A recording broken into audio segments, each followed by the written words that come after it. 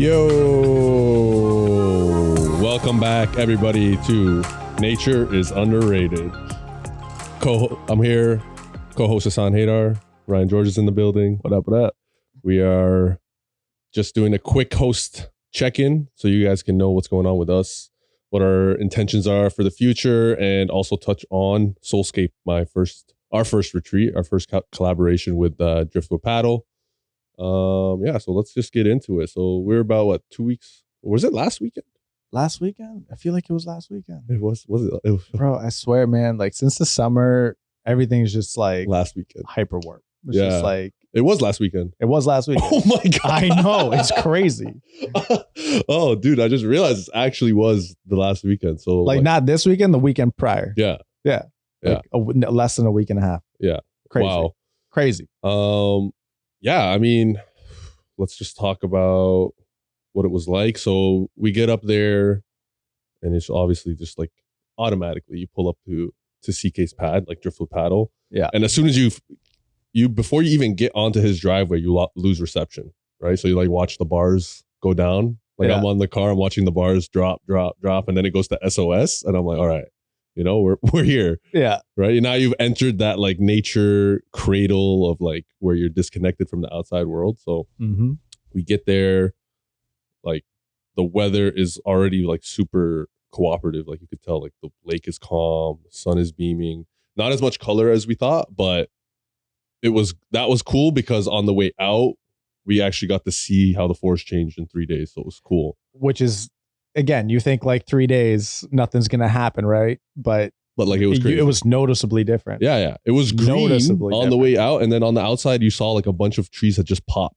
and it was like sprinkles of color everywhere. It was like, and it's like red, purple, yellow. And it's like, you kind of appreciate it more because it's just like, it's so highlighted. It's like a group of green trees and then one big pop of red. Yeah. So that was just a cool part of watching the forest change in and of itself. But yeah, I think for me, like I experienced a lot of growth in that weekend and I was very happy to see, like, it's so crazy to see like, okay, you work like 2 years. We've been both of us like in our own ways, putting in the work. Like you've been crushing your videography, like absolutely crushing it. Like you made a name for yourself in the last year. I don't even want to say 2 years. It's like, almost a year and a half. Yeah, a year and a half. Well, I mean, since the pandemic ended and I could actually get out and do stuff, right? Because like the moment those doors unlocked for us, we were like the people who had used the pandemic time to rush out those gates. 100%. We were already doing the inner work and we were building ourselves up. So like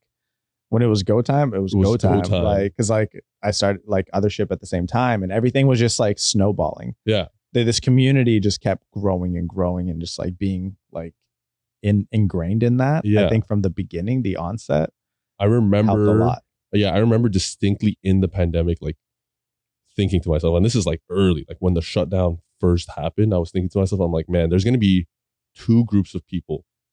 There's going to be two groups of people that come out of this pandemic. There's going to be the people who for the rest of their lives will say the pandemic ruined my life, right? And then there's going to be the people for the rest of their lives who will be like, the pandemic made my life better, right? Like they found that the people who were able to find the silver lining. And I was like, like I consciously want to be in the other group because I know there's going to be the two groups. I'm like, but I consciously want to put myself in that other group. Yeah. And to see that all culminate. And I remember sitting there because on the second day, we were able to go on that expedition to the waterfall.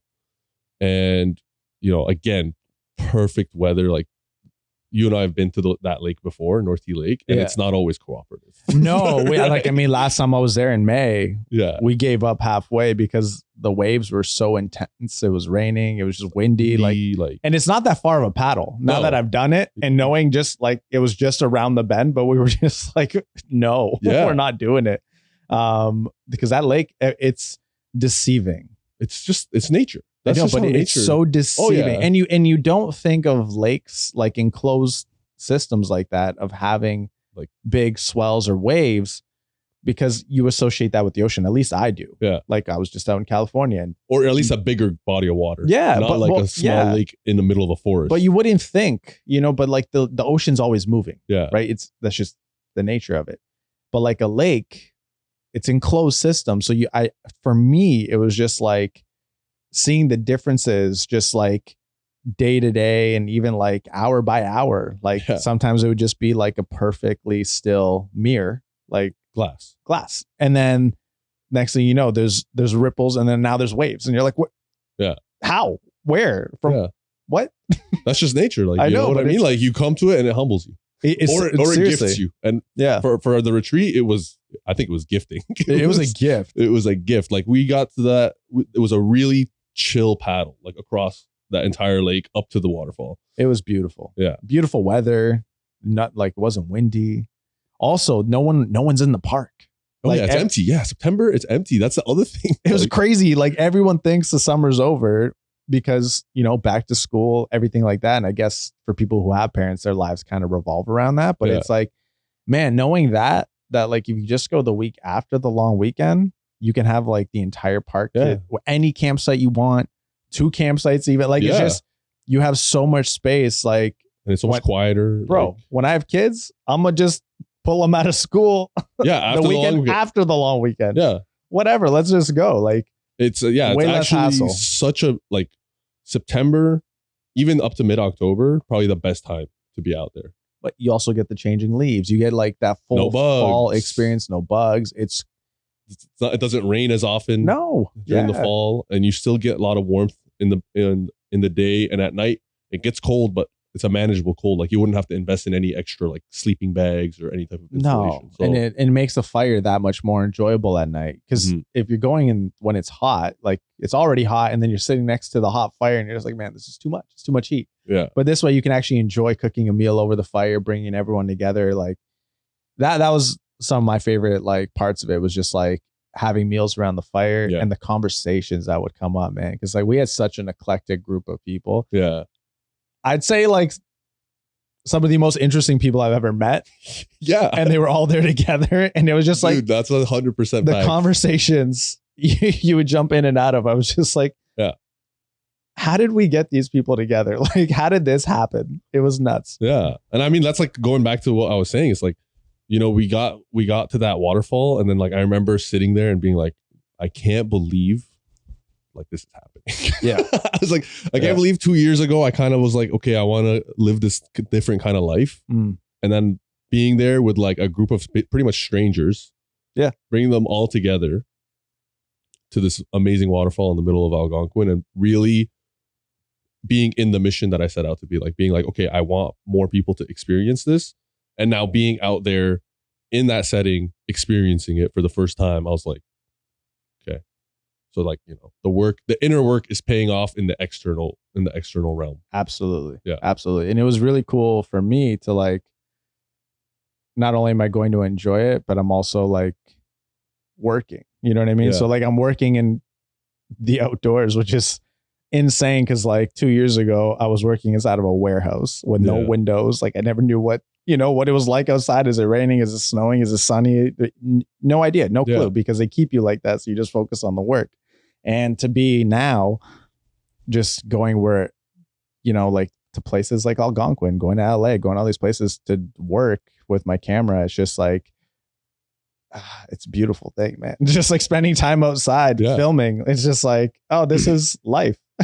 It's crazy. And we also actually had that conversation like when we were at the waterfall as well, when you were talking about like having the phone out and capturing everything seems to take away from it, which I agree. But also at the same time, it's one of those things where it's like, wow, how amazing is it that this is actually what I have to do for work?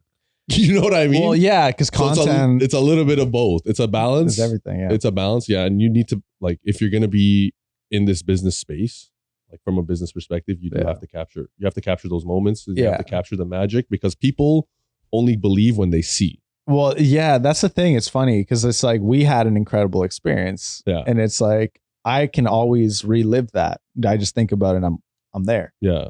But you have to translate that somehow. You have to show it to people. Otherwise, they're not going to know what you experienced. Exactly. You can describe it, but it's not the same as like, hey, check out this waterfall, like this cascading waterfall system. And it's like, it's literally like going into a portal. Oh, I don't know how else to explain it. Exactly. And this is what I love about waterfalls in general is they create a portal of energy around them that is just power. Like you feel the power, and the water cascading over the rocks is creating a vibration in the ground around you, and the mist is coming up, so it's a totally different temperature. It's creating rainbows, the sound experience, like all of that. So like when you're by the waterfall, it's a totally different energy than when you're at a campsite.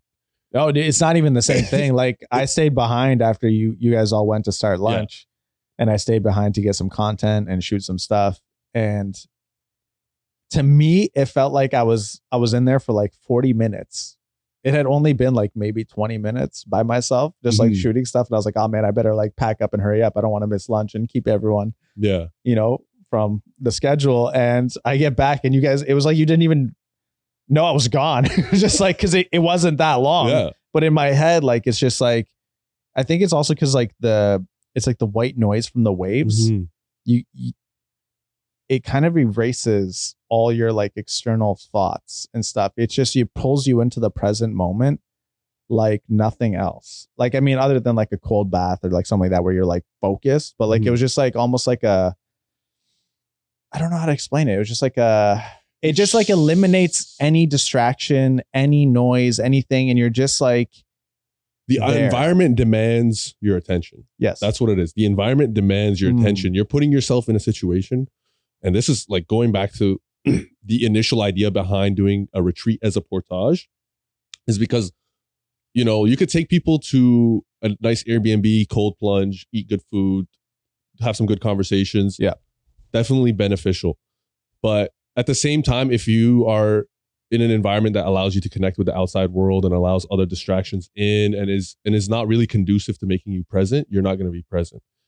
If I put you at a waterfall, uneven ground, water is pushing this way, there's potential that you could trip and fall, but the only way to avoid that is to make sure that your mind is where your feet are at, literally. Oh, right. Well, that's it. Your mind has to be where your feet are at, and like you have to be thinking, okay, I'm going to you have to be conscious of every step you take. You have to be conscious, okay, I want to go sit at the waterfall. How am I going to sit at the waterfall? If I want to go chill up there, how am I going to go chill up there? And on top of that, you have that loud noise around you. Right. So it's eliminating even like sounds of birds chirping in the distance. No, like seriously, I would see you guys like standing like 10 feet away from me. I couldn't hear a single thing you guys were saying. Exactly. And like, again, for me, like I have like, thousands of dollars of gear, and I'm just like, at one point I just set it down on a rock outside of the waterfall, and I'm like, I'll be back for you. Because like, I was just like, I need to navigate the space with intention. And with intention, and also like figure out where I can and can't go, because like you said, it requires your full attention. So like trying to like navigate that with just myself is one thing, but then when I'm carrying thousands of dollars of gear and I don't have my hands to balance with because I'm holding this, it's like a completely different thing. So like I didn't even venture out to some of the spots I was like just solo, because I could get there when I have full range of motion, and you have the comfort of knowing that if you fall, I can put my hands down. I can do that. But like with the camera, it's just like, well, there goes it's me or the camera. You know what I mean? And that's it. Like this. So it was interesting, because like there was obviously, I would love to go back and maybe dedicate a bit more time to just like going and capturing and shooting some stuff, but I would have to approach it completely different. I would almost feel more comfortable if I had like a mini raft for my gear that I could like pull behind me, or just like float around the water instead of pick it up and put it down. Right. And just kind of cool. Like, tie it, like, so it's just like kind of like a little life raft for my camera gear. And then it's like, I have everything in there. I know it's secure. It's floating. It's not going anywhere. And then it's easier to navigate. You know what I mean? So next time. Yeah. I'm working on it. But and then, so that's what we did on the second day. Also, obviously, huge shout out to CK from Driftwood Paddle. Oh my God. Like, camping with this man is an experience on its own. Like, he showed us all kinds of amazing stuff. The most amazing thing he showed us, should I say it? Or should I save it it should be a surprise? I feel like it's so damn good. I should save it.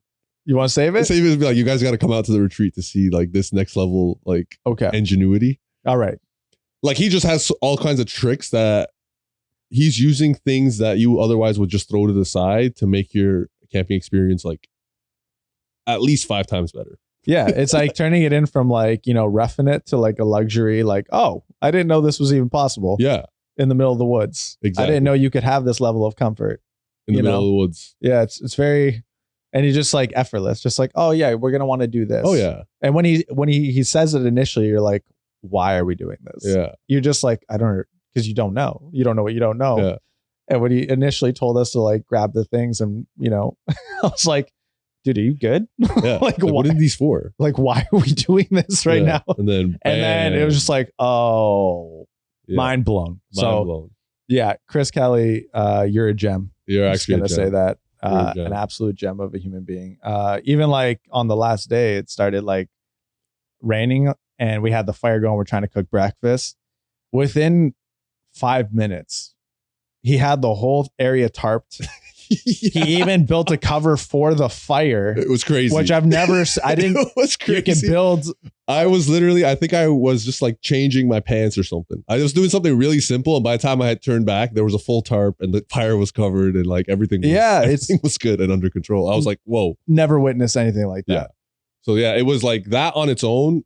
And it's what I always like to say about going camping is the backcountry camping is specifically and with new people and different people is you learn so much and you absorb so much when you're out there that each time you go, you're gaining a little bit more experience and a little more technical skill so that when you go back, it's easier for you. Absolutely. I think that's the magic of it. It's every time. Yeah. You're always learning. It's like you can't go and not learn something new. And especially when you're with someone who's as experienced as Chris, you're always going to pick up new things. And he just has like a different way of approaching the environment. Yeah. And it's just, he has a familiarity, like a real familiarity with the environment. And it adds an extra level of, I feel like almost like security. Cause like it can be 100% like scary to go out into the middle of the woods. 100% like wildlife all around. There's, even knowing what firewood, like what trees are going to burn versus what aren't. And shout out to Clint. Well, yeah. He showed us the craziest trick. Yeah, the fat wood. Yeah, the fat wood. I didn't even, you know what that is? It's a piece of wood that burns forever. It's insane. So I think it's birch. I think he said it was pine. Pine? Did you say it was like the bottom of the pine trees? Like bottom of the pine trees. Okay, so like. And then there would be a lot of sap stuck in the bottom of those. And then if you get that wood and you split it into 4s and you light it on fire, it just turns into like an eternal torch. Yeah. Like what? You can just. From a tree. If you know what, so again, you're learning all these things, like what kind of wood is better for what. Yeah. Dry wood, great for the fires. Soft but you wood. want this pine wood to create torches. You could essentially set up tiki torches along the beach. Yeah, with the fat wood. You could create your own Survivor. set. It would be incredible. So it was amazing. And like like you were saying, the group of people was just like, I mean, it was. It's like how are these 5 people together? And it was just like it created such an amazing vibe. And one of my favorite things watching was like, remember the first portage in? Yes. How like disorganized it was and nobody knew what they were doing. And it was just like everyone was a little bit uncomfortable with communicating with each other. I mean, you know what I mean? You don't want to be like, yo, you do that, like right off the bat. Shout out to Pedro. Yeah. It's like, we crossed the first lake.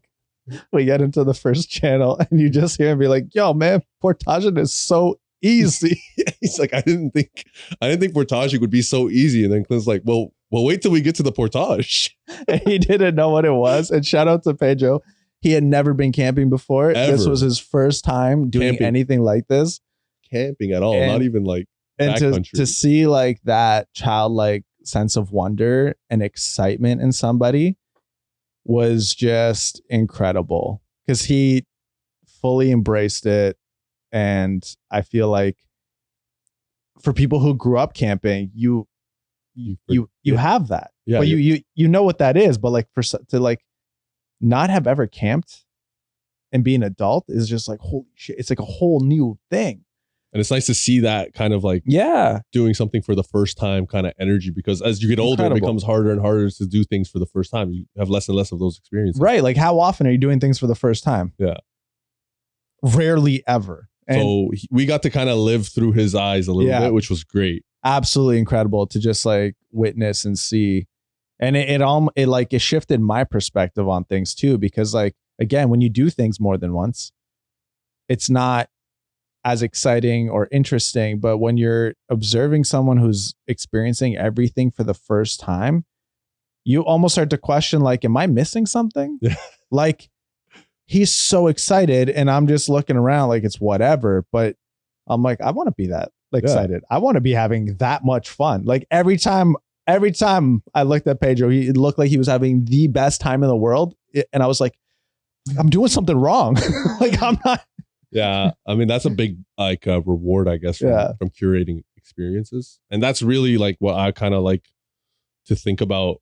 What I want to do is like, I want to curate an experience for someone. And I want them to pick up on all the emotions I got to pick up when I was doing it for the first time, for example. Right. And have that translate that to them through the experience. So it was great to see Pedro doing that. Yeah. And like I was saying, it was great to see how like from the first portage, it's like disorganized. People are not communicating. People are unsure how to do things. By the time we're heading out of the park, and it was like, they're just zooming through the portages. Like you're not even catching them on the other side. No. And that was the thing. Like on the way in, it's like, okay, everyone, it was kind of a collective effort. Like we're all going to carry gear. We're all going to do this thing. But like on the way back, it's like, you're responsible for your boat, for your canoe. And it, like you said, incredible to see. We didn't have to say anything. Nothing. Like we were getting there last. Exactly. And they were already on the water and on to the next. And it was beautiful to see, because it was just like, man, like, you pick it up so quick. And that's transformation happening.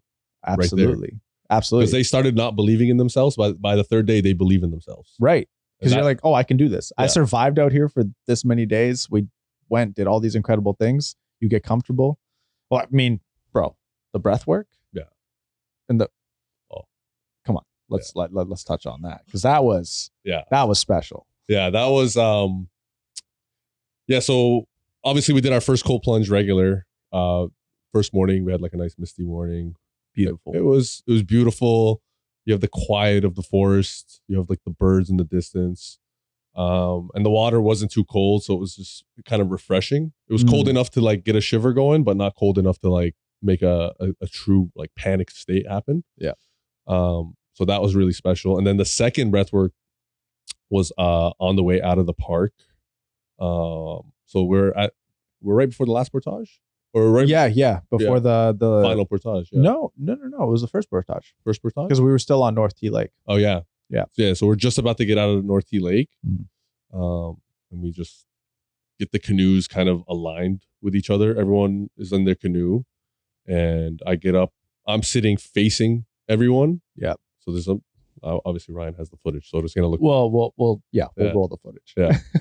And so in the middle of the lake on the canoes, I kind of lead a breath work and like a mindset meditation to kind of capture the whole week and how it went. And it was one of those things where it's like I had my eyes closed, everyone else had their eyes closed, and you're feeling the energy kind of go from the water. This is how I felt it, at least, from the water into the collective canoes, and then like kind of wrap around all of us. Like it was just like a kind of a flow like that, or it was like the energy just wrapping around us, and we were all super connected. Like I felt everyone was on the exact same frequency. And obviously shout out to nature for being the sickest co-facilitator. I mean, for real though, like we were the only people on the lake. Yeah. And the lake was glass. Still, perfectly still. And it was just like like you said, we interlocked the boats and everyone was just like connected. And everyone was connected. Like I don't think people were holding hands, but it felt like everyone was like holding hands. You know what I mean? Like it was like collective energy. And it was an incredible thing. Like it felt like it was coming. It felt like everything that was coming through me was just coming from Mother Nature. Yeah. It was that was an incredible experience. And one I think is going to stick with people for a long time. Yeah. Because it's one thing to do breath work, seated in your living room on a yoga mat or on your couch or whatever, but like doing it in a canoe in open water with, the changing leaves in the distance and everything, like, the bird calls and stuff. It's just like, it adds a different element. The air is so fresh. Yeah. It's like you're getting high on life, like super high, like super high, like the freshest oxygen you're ever gonna breathe in. And like the water is making everything cool too. Like it's just like, and like the moment you open your eyes, it's like you come out of that kind of like trance, and then you open your eyes and you're in this beautiful, beautiful setting. Yeah, it's like, again, you open your eyes to this beautiful. It looks like a Bob Ross painting, and you're just like, oh right, yeah, I'm here. I forgot where I was, because you teleport somewhere, and then you come back, you're like, oh yeah, we're still in this amazing, beautiful environment. Yeah. Crazy. Yeah, it was something special for sure. And and then we wrapped it up. We went and got some really dope burgers, and as always, you know, like when you get out of the woods, how you could just like, it's like all the tiredness just, it's like, for me, I think what it is like your brain is like go go go go go, and like the minute you set foot on like your back on in your car and like on your way home, it's like, all right, we made it. Yeah. It's like shut down. Like, yeah, I know, it's so weird though, because like you're feeling fine, and when you're in the park, you can go all day. No You're not tired. You can stay by the fire all night. Like but as soon as you get out of the park, it's just like, I need to sleep for 20 hours. Like your body's just like, I'm safe. Yeah. But it's an incredible thing. Like it's incredible. It gives you so much appreciation, because now when you go home and you get that hot shower, you get in your bed 100%. And you're just like, oh, I'm gonna sleep. I just earned this sleep so hard. Yeah. And you just fall asleep, and you reset, and you wake up and you're like, I can't, like, I was in a forest yesterday. It feels like already like 2 days has gone by, like as soon as you wake up. Yeah, it's hard. It's hard to, like, when you reintegrate, it's a weird thing. You're just like, I don't want to leave. It's always like on my way out, I'm always like, I could do a couple more days. You could do a couple more days, because you're just getting settled into it, and you're like, oh, this is like really nice. And I think it's because also you don't have the outside distractions of work. Yeah. You know, family, whatever it is, pets, even, like, it's just like you forget about it. You're just focused on being in nature, connecting with the people around you.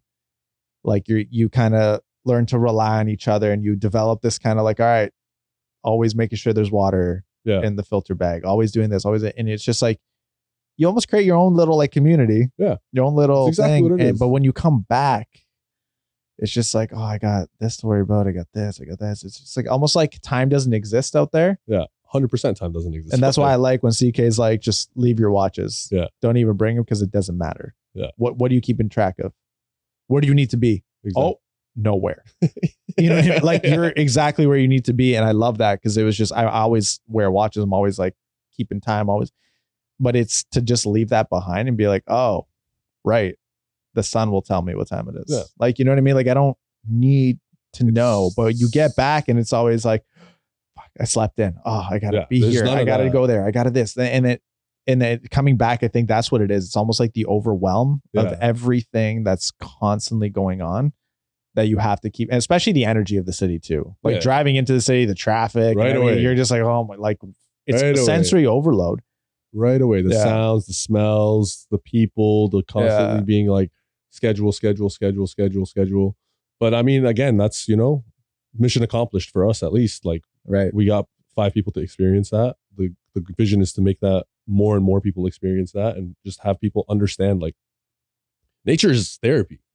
It's not like, oh, I've got to go for a hike, or like, it's friggin' therapy. Like, if 100%. You feel like, oh my God, I'm not doing my dishes, I'm in a funk, like you're in one of those places right now in your life, go find a way to get yourself out into some fresh air, go for a walk, like book a cottage. Like, nobody's saying hop into backcountry camping right away, but really start thinking about nature time as therapy time. And it's time for you to reflect on yourself, reflect on your goals, get a breath of fresh air, sit under a tree, watch the other day I sat in my front yard and just like watched a squirrel and just watch what it was doing. Right. Just observe. Like, we saw, what was it, a muskrat? Yeah, we saw a muskrat playing around in the river we went through, and like you see the loons, flying around doing their thing.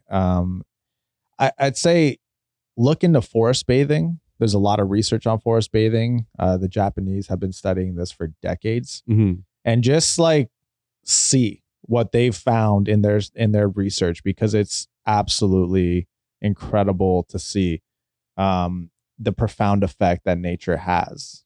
And forest bathing, for those who don't know, it's literally just spending time in nature, going for a walk in the forest, hanging out in a wooded area, just literally being out in nature. Yeah. And the profound effects that has on well-being. Yeah.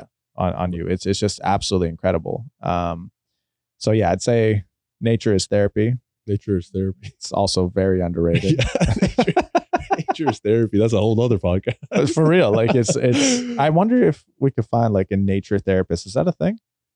Could you imagine? I feel like CK is a nature therapist, but there's probably is like definitely like people who carved out a specific, I mean, that's essentially what we're doing. We're trying to kind of highlight the wellness elements of nature and pull people out of here and put them into it and being like, hey, just experience it for yourself. Like, I could tell you all about it, but like here's 3 days off grid of you just immersed.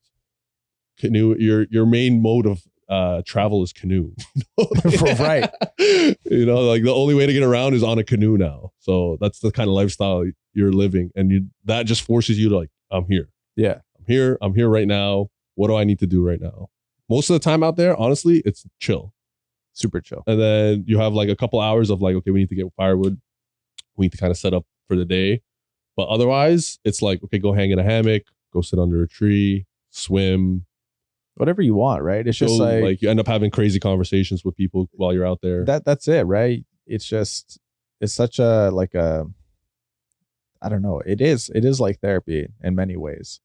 And it's just like, it gives you time and space to just kind of reflect on your life and where you're at. And like, there was a moment after we got back from the waterfalls, I was trying to record like a video of how like grateful I was. And I couldn't even get it out. Like I was so happy. I just kept smiling. I was just like, I can't, I don't know how to express this right now. It's just, I'm overwhelmed with gratitude and happiness. And like, just life is so incredible when you allow it to be, when you fully embrace it in the journey. And it was just like, embrace the journey. That's it. Don't set your expectations out there. Don't be like, the more expectations you have, which are expectations are total nonsense. I mean, it's good to have goals. It's another thing to have like expectations for things to happen on a certain time schedule. Because in the grand scheme of things, you don't have that much impact on the world, right? Like you can't control that kind of stuff. So embracing the journey, which is a huge part of like the backcountry in general. Remember, like people were like, what time are we going to get there? And we're like, the journey is the destination. Right. Like, you're here actually because you're going to paddle and portage and then get like, that's what you're here to do. So what does it matter what time you get there? Right. And if you tell someone 2 hours, what does that mean? You're not keeping track of time anyways. Yeah. Like, what does that mean? Who's timing it? Are you timing it? No. So we could tell you 3, 4, 5 hours, get there in 2. You're not going to know the difference. Exactly. Right. It's just like, just go with the flow. Expectations always lead to disappointments because you're trying to create a narrative and an outcome based on your preferences and what you want. Like I was hoping that the leaves were going to be more colorful and it would be whatever. I forgot about that the second we started going. Yeah. You know what I mean? I was just like, oh, this is what it is. This is what it is. I can't change it. So I'm not going to give it any of my time or energy. It is what it is. And you're going to appreciate what's there anyways. That's it. We all ended up doing that anyways. Like nobody was there like, oh man, no fall colors. Like, can I get a refund? Like, right. But like, but when we were at the waterfall, you noticed there was like a couple of those like pink, red trees. It was crazy. She just like pops of and color. they just stand out, and you appreciate that even more because it's only one or two amongst a sea of green, and you have this like super vibrant pop of color, and you're like, oh, that's so dope. Yeah. And like, why is that tree behaving differently than the tree right next to it? It's on its own schedule. Yeah. This guy just decided to turn his leaves. This guy didn't. That's it. So it's like, it's just, Anyways, I think we've covered the energy of the retreat. I mean, it was so magical. We could talk about it for 3 hours. Yeah. We could talk about it all day. I'll take this opportunity to remind everyone there is another retreat coming up on the way. If you're interested, this one, I want to touch on something because the other day people asked me, is it beginner friendly? I think from a physical standpoint, you don't have to be some sort of Olympic athlete to do this. You have to be moderately fit. But the thing that's important is this retreat is designed for people to find edges, right? Like the people who come to this, we're going to make sure that you find your edge and you start to explore that edge. So your physical health, your physical ability is not really the question. It's your mindset. It's the mindset you take going in. If you're coming with a mindset with expectations and you want things to be a certain way and you want to project what you believe things should be like onto nature, you're not going to have a good time. No. But if you're someone who's like, understands that the journey is the destination, that finding your edge can be a uncomfortable process, but a very rewarding one. Mm-hmm. And if you're someone who's looking to better understand how you can leverage nature to find deeper and deeper layers of yourself, then this is for you. Then that's what I would say. I would say, like, because people are messaging me and they're like concerned with like, oh, like, do I need to be able to run or something? I'm like, no, not really. We're not adding physical barriers. Like, you need to be moderately fit. Yeah. You need to be able to go on a hike and dog sled. And when you're dog sledding, I would say the dog sledding is the most intensive of it. Cause like, I mean, you do have to be able to manage that, and you do have to be able to push and help the dogs up hills, right? Like, so you're moving as a unit. So you should have a decent level of cardiovascular endurance. Yeah. You don't have to be, again, like a marathon runner or anything like that. But I mean, let's put it this way. If you're doing 10,000 steps routinely, you'll be fine. You're more than okay. And if you have the mindset that you're able to overcome discomfort, then you'll definitely thrive, and you're definitely going to get so much out of the trip. Yeah. Because the other thing, by me putting that out there, is now you're going to be surrounded by other people with that exact same mentality. And that is how growth happens. Put yourself in an uncomfortable situation. You find the tribe that has similar kind of mindset as you, and then you all grow together. So I think that's what I want to say about it. But yeah, Yukon coming up January 20th to 27th. Everything that you would expect on a retreat is going to be happening there, plus more. So any questions, obviously, shoot the DMs. That's it. Shoot the DMs quick. So yeah, that's coming up. There are payment plans available. Payment plans are available. We'll be holding some info sessions. And then for people who need coaching for cold therapy and breathwork, I will make myself available to anyone who signs up. So if you have questions, if you need one-on-one coaching or any stuff like that, I'll be available to do that with you, so that when you get up there, you are much more comfortable with your body and ready to really take it to the next level. And then we'll be putting together a gear list of things you're going to want to pack and need, like necessities really I think like investments that you would already have had to make if you want to experience the outdoors. So like winter boots. If you live in Canada, you need a pair of winter boots. I'm sorry. We've talked about that. Yeah. If you don't have winter boots, like what's going on? Some nice thermals, which again, you can use them anytime and are a great investment, especially if you want to be in the outdoors. So some wool thermals, base layers, and a warm winter jacket, some snow pants, all stuff that you should already have living in Canada. A great set of gloves that's going to keep your hands warm. Yeah. I think that's the main stuff of it. Otherwise, we should be able to accommodate everything else. But yeah, again, we will send out a packing list for anyone who signs up so that they're comfortable. And then, of course, we will be available to coach you through any type of questions. Because we know like a trip like this can be a little bit technical. So we'll be available for that. Intentions, we're doing 75 slow. 75 slow with Autumn. It's gonna be a different kind of journey for sure. It's already it's 2 days in. How you feeling? I'm feeling good. I'm taking this opportunity to take a step back from like weight training, like heavy, and focus more on functional strength and mobility. So it's 45, the rules are 45 minutes of movement every day, 10,000 steps, 2 liters of water, 2 liters of water, no alcohol, no sugar. Yeah. Whole food diet and journaling and your magic moments. Yeah. Yeah. So like, it's nice. It's intentional. And I find like spending that time in the gym where I'm normally like trying to crush as many weights as possible, so I can just get in and out. Now I'm moving with more intention, and I'm like feeling into my body. What do I feel like I need to work on today? Like, are my shoulders tight? Okay, let me work on doing some mobility exercises on my shoulder and strengthening and also stretching so I can increase my range of motion. And that's a lot of what I did yesterday. I did an hour. You know what's funny? And normally I'm in there for half an hour, supersetting everything, in and out. I don't stretch. I'm just like, let me get this done so I can leave. Mhm. And I spent an hour doing functional strength and mobility training yesterday, and I felt incredible because I was giving my body the time to actually process what's going on. Yeah, wake up and take a slow approach, warm up, and it was just like, oh, this is different. Yeah, it's a good shift in mindset. So I was just like, it's so funny that you're doing, like, I didn't even know that you were going to focus on mobility training. Mm-hmm.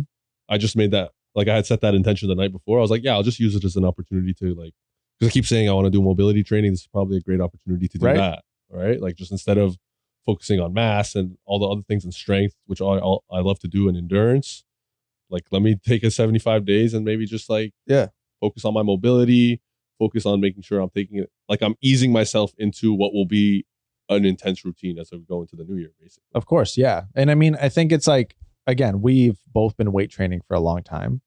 So we have the foundation. Yeah. We have the muscle mass.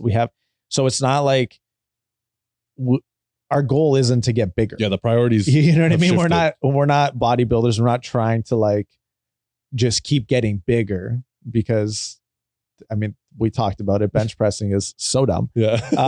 So it's just like, what can we do to be more functional, especially with like doing retreats and spending more time outdoors?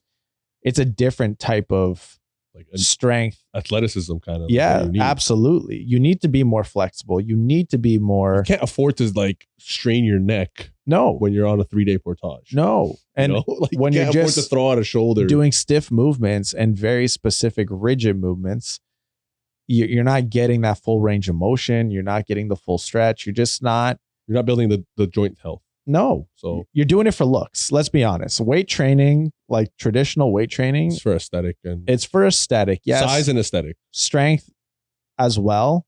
But it's very specific to specific movements. Yeah. Right. So I think strength training is obviously still important. You should incorporate that. Absolutely. I'm only doing it once a week now. So if I'm going to do it, I'm going to do it once a week. That's what I've set my mind on. I'm going to do strength training once a week, but the rest of the week is just mobility.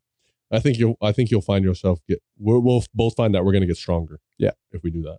100%. So yeah, that's a exciting thing that we've set the intention for. And we've also set the intention to do another 100 consecutive days of cold exposure this winter. Yes. We are working on like some of the details and how we might approach it a little bit differently, just taking into consideration all the lessons we learned last time around, and fine tuning it, tweaking it, and figuring out how to make it more impactful. Yeah. So stay tuned for that.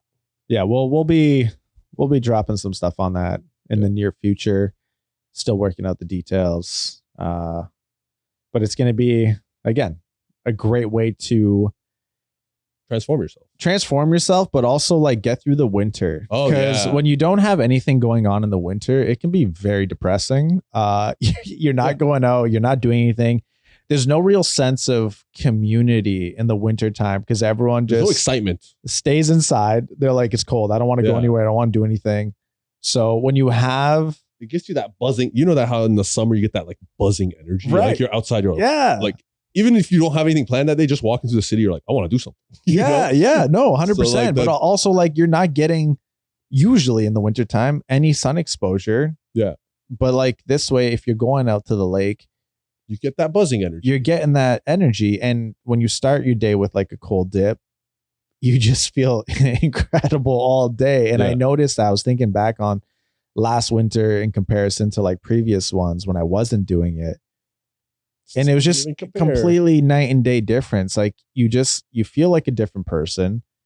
You're spending time outside when people are, again, spending time inside. So you're already feeling better because you're getting that outdoor exposure. You're out in nature. The lake will humble you. And then obviously the sunrise, all the things, all the benefits of the actual cold. Yeah. That helping people in need as well. Like, you can put yourself through a little bit of discomfort to help someone else. At least that's the way I like it. I'm like, let's do this. First of all, it's benefiting me.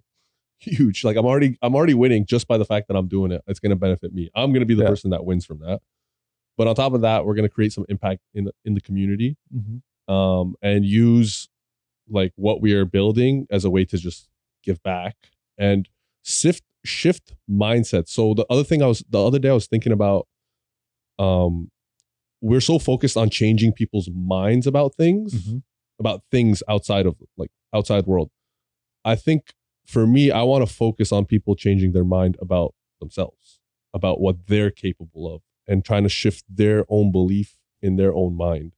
So like instead of being like, you should believe this on the external world, it's like, well, okay, what do you believe about on your internal realm?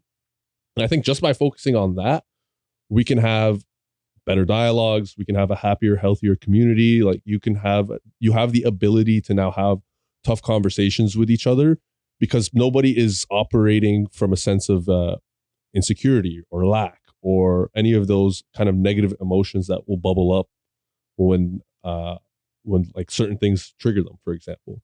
But like, whereas with our mission, I believe at least, it's like, no, I don't even care outside realm. I don't care what's going on. What I want people to focus on is what's going on the inside and what they can do to make the inside feel better. And then everything else is like, as long as you're doing that work, you're good. You're good in my books. You know what I mean? No, because it all starts from there, right? From there. Like everything starts from within.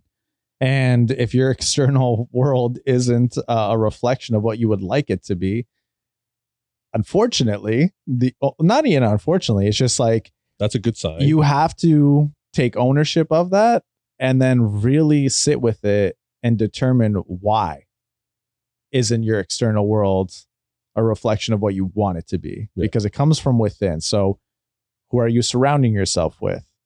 What are you prioritizing?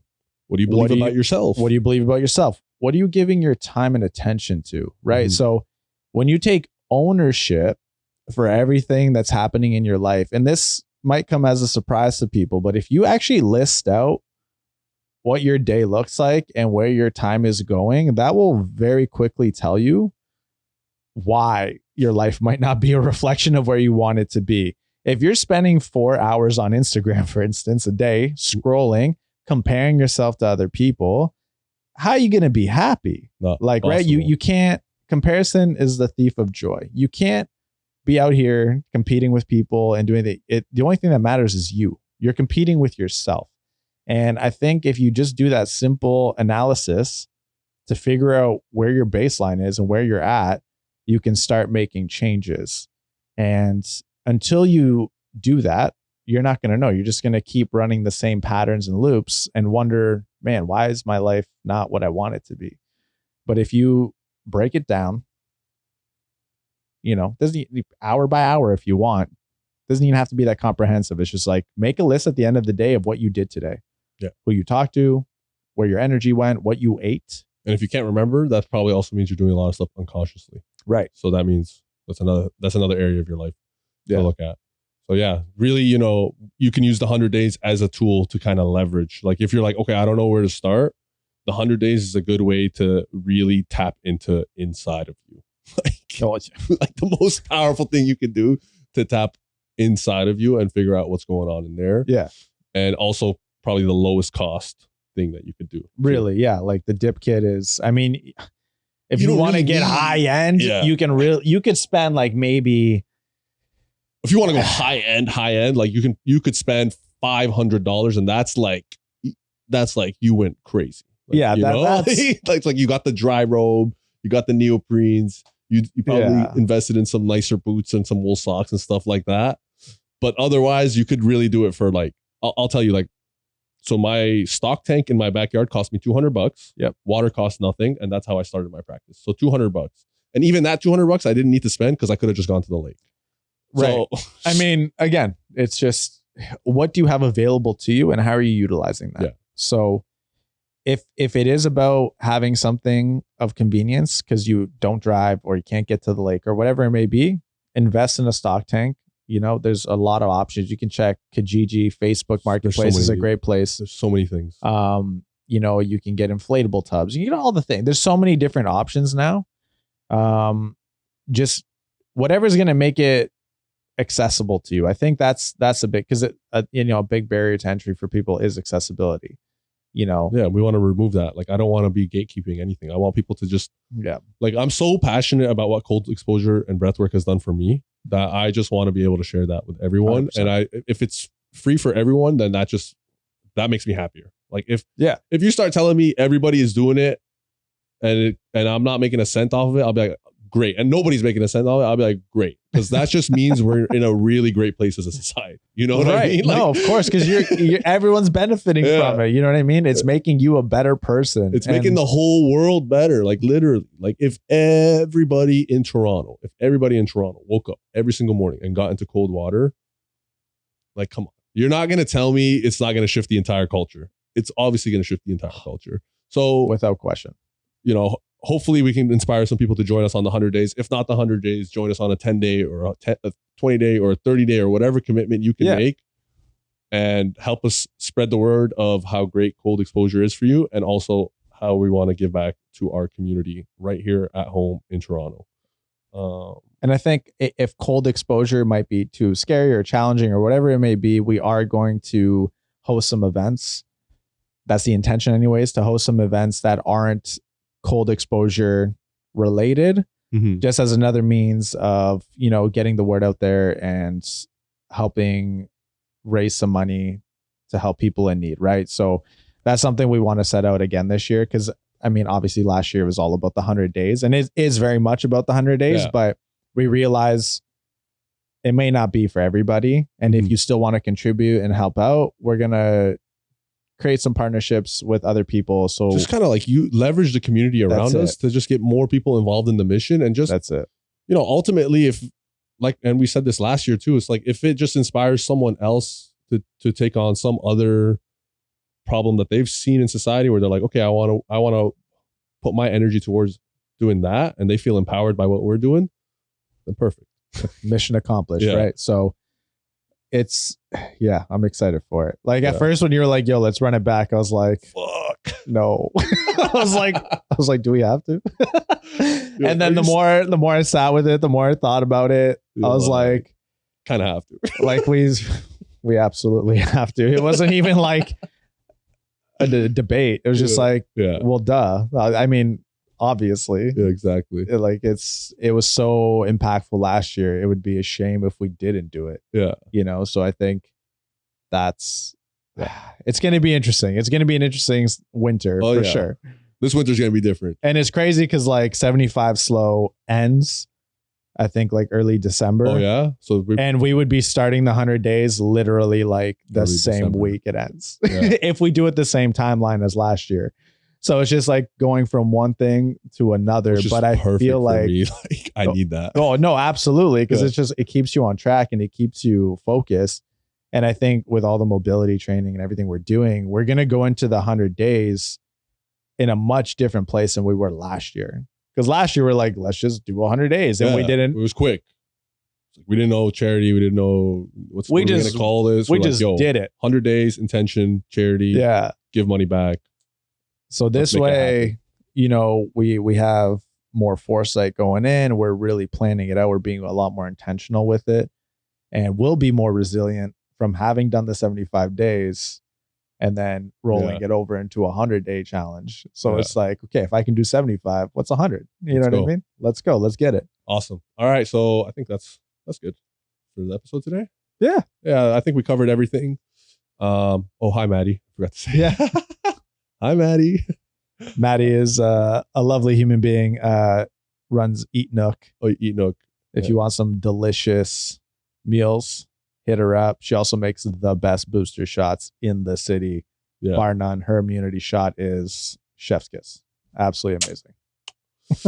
Awesome. So that's gonna wrap that episode up. If you are tuning in, we love you. Thank you so much for tuning in. Please, if you're watching on YouTube, drop a comment, like, subscribe. That stuff actually helps so much. If you are listening on Spotify, you can hit that follow button as well. That also really helps. Share our episode. And if you see our clips around on social media, just drop a flame emoji. Whatever. Just let us know. Let us know. Just let us know if you guys are digging what we're putting out. And with that being said, thank you so much for tuning in, and we will catch you guys on the next episode. Peace.